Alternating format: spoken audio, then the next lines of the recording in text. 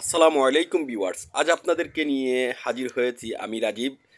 হাসন রাজার বাড়ি, অনেকে হয়তো এই হাসন রাজার বাড়ি সুনামগঞ্জে দেখা হয়নি, সেই সুবাদে আপনাদেরকে দেখানোর জন্য এই ভিডিওটি করে। অবশ্যই ভিডিওটি শেয়ার দিয়ে আপনার বন্ধু আত্মীয় স্বজন সবাইকে দিতে পারেন, মেসেঞ্জারে, হোয়াটসঅ্যাপে বা আপনার ফেসবুকেও রেখে দিতে পারেন।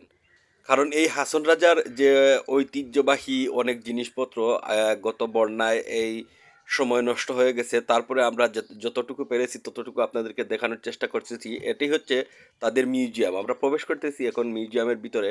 দেখতে পাচ্ছেন তার গড়ে ব্যবহৃত একটি কাচের বাসন, সরি এটা কাচের না, এটা পিতলের বাসন আপনারা দেখতে পাচ্ছেন। এরপরে আছে এখানে পাশেই তার ব্যবহৃত হুক্কাটি যেটি, এবং পিতলের একটি কলস রয়েছে। তো আপনাদেরকে আমি দেখানো তার জীবন সম্পর্কে সামান্য কিছু লেখা রয়েছে এবং তার একটি ব্যবহৃত পণ্য, আর এটিও তিনি ব্যবহার করতেন, এবং সামান্য একটি গ্লাসও রয়েছে সেখানে, একটি পাট ড্রয়ার সিস্টেম রয়েছে।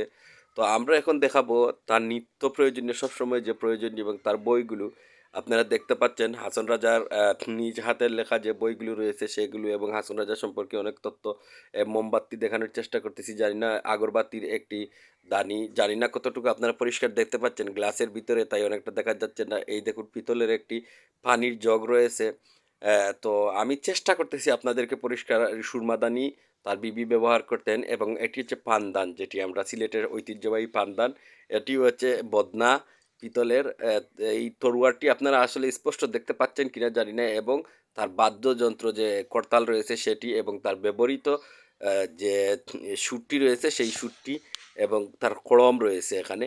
কড়মের পাশেই আপনারা দেখতে পাচ্ছেন তার ব্যবহৃত পানির যে জিওটি রয়েছে সেটি, এবং এটি একটি আলপনা ছিল তার ঘরের, পিতলের, সম্পূর্ণ সারাটা পিতলের। এবং তার ব্যবহৃত আমি আরও কিছু দেখাচ্ছি, আপনারা একটু লক্ষ্য সাথে থাকবেন। এই যে একতারা ডুল এবং হারমোনি, এগুলো তার ব্যবহৃত, এগুলো নিয়েই তিনি সবসময় পড়ে থাকতেন। এবং এই মিউজিয়ামের ভিতরে তার ছবি এবং তার পরিবারের ব্যক্তিবর্গের অনেক ছবি রয়েছে, সেগুলো আপনারা দেখতে পাচ্ছেন। তো অবশ্যই এই কিছু পরে আর যে জিনিসটা রয়েছে সেটি হচ্ছে একটি পুকুর ঘাট রয়েছে, আর কিছু নেই।